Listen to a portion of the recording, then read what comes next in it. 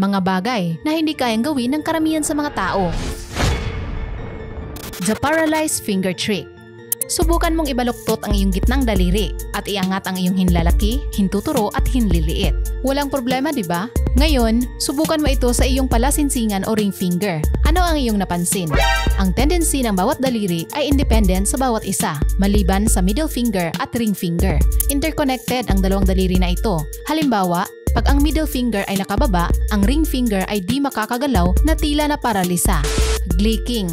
Ito ang pagdura o ang pagpapalabas ng laway mula sa iyong mga submandibular glands na maaaring mangyari kapag ito ay stimulahin o pigain sa pamamagitan ng iyong dila. Ito ay human equivalent ng camel spit. Marahil nagawa mo na ito nang hindi sinasadya habang ikaw ay nagpapadentist o di kaya'y humihikab. Ang glicking ay isang involuntary act at iilan lamang ang kontroladong nakakagawa nito. Wiggling your little toe. Madaling pagalawin ang hallux o ang malaking daliri sa iyong paa. Pero, kakaiba kapag mapagalaw mo ang hinliliit. Maaring magawa mo ito kung susubukan mo ng paulit-ulit. Ngunit, mapapansin mong ang mga daliri sa tabi nito ay gumagalaw din. Ito ay dahil sa malapit na pag-uugnayan o koneksyon ng mga ugat at mga kalamnan sa pamamagitan ng mga daliri ng paa na nagre-resulta sa paggalaw ng isa kapag ang iba ay gumagalaw. Ayon sa mga foot readers, kapag napagalaw mo ang iyong hinliliit sa paa, ikaw ay charming, adventurous at impulsive pagdating sa pakikipag-date. Para naman sa mga hindi kaya ang trick na ito, sila ay sinasabing nagpapahalaga sa loyalty, predictability at routine. The chair experiment. Kailangan mong subukan ito upang maniwala ka. Isang ehersisyo na madaling magawa ng karamihan sa mga kababaihan habang hindi kaya ng karamihan sa mga kalalakihan. Para gawin ito, kailangan mong tumayo paharap sa isang pader, humakbang ng 2 beses paatras, i-align ang iyong mga paa, sumandal paharap habang ang ulo ay nakadikit sa pader, buhatin ang upuan at subukang tumayo. Ang chair challenge na ito ang isa sa mga pinakasimpleng bagay na hindi kayang gawin ng karamihan sa mga kalalakihan. Wiggling your ears.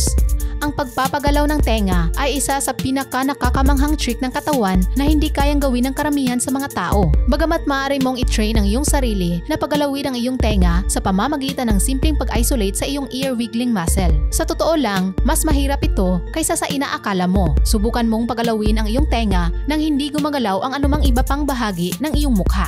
Touch your nose with your tongue. Ang dila ang isa sa may pinakamaraming kakayahan sa mga body organs ng ating katawan. Isa na nga rito ang kakayahang pag-abot ng dila sa ilong. Tinatayang aabot lang sa 10% ng mga tao sa mundo ang may kakayahang gawin ito. Sa medicine, ito ay tinatawag na Gorlin sign. Itinuturing na isang genetic na katangian, samantalang ang ilan ay personal lang na natutunan. Ang dahilan kung bakit iilang tao lamang ang may kayang gawin ito ay dahil sa extreme length ng kanilang dila. Sige nga, subukan mong i-check kung gaano kahaba ang sayo. Sana all. Lick your elbow. Ang pagdila sa siko ay isa sa pinakakakaiba at nakakatuwang bagay na hindi kayang gawin ng karamihan. Tila madali lamang itong gawin, ngunit hindi. Isa itong rare ability at bihira lang ang nakakagawa. Bakit di mo kaya subukan? Malay mo ay kaya mo rin ang ability na ito. Hindi, wow. Bend a joint backward.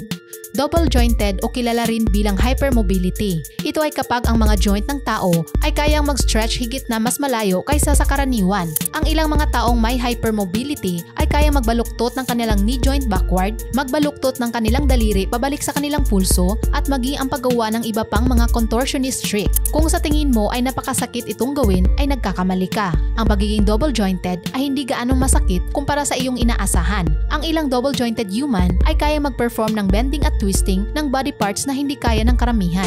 Moving your foot clockwise. Isa ito sa pinaka-weird na entry sa ating listahan. Sa panahon ngayon, ang mga tao ay mas complex at kayang gumawa ng high multitasking activities tulad na lang ng pagsusulat ng number 6 sa ere at paggalaw ng paa in clockwise motion ng sabay. Mukhang simple lang itong gawin, ngunit lubos na nakakalito para sa iyong isip. Ito ay isa sa mga bagay na hindi kayang magawa ng 99.9% ng mga tao. Mahirap ito pero makakayanan mo ring matutunan with constant practice. Put your whole fist in your mouth. Kapag iniisip natin ang mga bagay na sinusubo sa ating bibig, iniisip natin ang pagkain, tama? Hindi ang iba't ibang bagay gaya ng ating kamao. Karamihan sa mga tao ay hindi kayang ipasok ang kalahati o 1/4 ng kamao sa kanilang bibig. Kailangan mo ng kombinasyon ng malaking bibig at maliit na mga kamay upang maipasok ang buong kamao. Isa ito sa mga bagay na hindi magawa ng karamihan ng tao sa kanilang katawan. At para sa ilan na kaya makagawa, sila ay miyembro ng napakaliit na club. Touching your chin with your tongue. Ang pagpapalabas ng dila ay maaari maaaring gamiting pang-asar sa iba o isang laro. Ngunit may ilang espesyal na tao na kaya maabot ang kanilang baba gamit ang kanilang dila, katulad ni Gene Simmons ng bandang Kiss. Tulad din ng previous trick, kinakailangang mataas ang iyong dila para magawa ito. Raising one single eyebrow.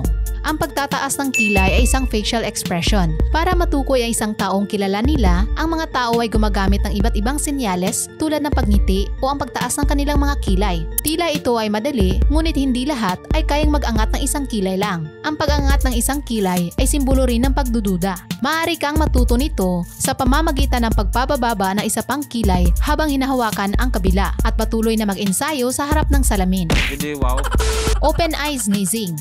Napansin mo bang otomatikong pumipikit ang iyong mga mata sa tuwing bumabahing ka? Iyan ay dahil sa sneeze center sa ating utak na nagpapadala ng signals para sa ating mga eyelids na otomatikong sasara habang bumabahing. Ito'y upang mapigilan ang mga mikrobyo na papasok sa iyong mga mata. Sa kabilang banda, may ilan din na kayang mapanatiling nakabukas ang kanilang mga mata habang bumabahing. Eating spoonful of cinnamon.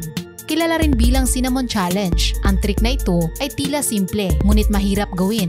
Ang cinnamon ay isang maanghang na sangkap sa pagbibig, pero napakahirap kainin para sa karamihan ng mga tao. Sa kadahilanang, hindi ito natutunaw sa bibig kapag kinakain. Ito kasi ay nagpapabara ng lalamunan na nagreresulta sa pag-ubo, pagduduwal at kahit pagsusuka. Ang pag-inhale ng cinnamon ay maaaring magdulot ng iritasyon sa lalamunan, paghihirap sa paghinga, pneumonia o collapsed lungs. Kahit na ito ay mapanganib, may ilang taong kayang kumain ng isang kutsarang cinnamon nang walang kahirap-hirap. Tickling yourself. Lahat tayo ay may mga parte sa katawan na sensitibo na paboritong kilitiin ng ating mga kaibigan o mahal sa buhay. Ang kanilang pangingiliti sa atin ay nagpapatawa, nagpapasigaw o kung minsan ay higit pa. Pero ang pagkiliti sa iyong sarili sa punto na ikaw ay matatawa ay isa sa mga bagay na karamihan sa mga tao ay hindi magawa at ito ay halos imposible. Hindi kasi pareho ang reaksyon ng iyong katawan kapag ikaw ay kinikiliti ng ibang tao. Gayunpaman, may ilang individual ang iniulat na kayang kilitiin ang kanilang sarili hanggang sa sila ay matawa. Putting your foot behind your head. Nangangailangan ng matinding flexibility upang mailagay ang iyong mga paa sa likod ng iyong ulo. Sa ilang mga gymnast, ang paglalagay ng mga paa sa likod ng kanilang mga ulo ay maaaring medyo madali, ngunit maaaring ito ay ganap na imposible para sa mga ordinaryong tao. Tingnan kung paano ginagawa ng mga taong ito ang mga bagay na hindi kayang gawin ng karamihan. Kahit mag-practice ka araw-araw, it's not a guarantee na magagawa mo ito dahil nakadepende rin sa body type. Tongue tricks. Kung hindi mo alam kung ano pa ang pwedeng gawin ng dila, tingnan ang trick na ito. Ang paghahati ng dila, pag-ikot nito sa 180 degrees at ang pagsasagawa ng reverse ay talaga namang nakakamangha. Pinagdedebatehan kung ang mga trick na ito ay genetic o maaaring matutunan. Ayon sa pag-aaral, ay kaya itong magawa ng mga bata kahit na ang mga magulang ay hindi. Huwag manghinayang kung hindi mo kayang gawin itong tila simpleng trick sa dila dahil 25% ng populasyon ay hindi rin ito kayang magawa. Milk squirting from your eyes. May mga tao na kayang ipalabas sa mata ang gatas na ipinasok sa ilong o bibig. Tila nakakaaliw pero ito ang bagay na hindi kayang gawin ng karamihan sa kanilang katawan. Paalala, huwag itong subukan sa bahay. Open a battle with your feet. Bago tayo magpatuloy, i-like mo muna ang videong ito. Baka makalimutan mo eh. Mag-subscribe ka na rin para friends na tayo. Okay. Dahil ba ito sa labis na pagkahilig sa alak? Siguro. Paano masabi? Ang mga taong ito ay may pambihirang kakayahang magbukas ng anumang uri ng bote gamit ang kanilang mga paa at kahit walang pambukas na gamit. Ikaw ay magugulat kung paano nila binubuksan at pinupulot ang mga ito nang hindi natatapon ang inumin.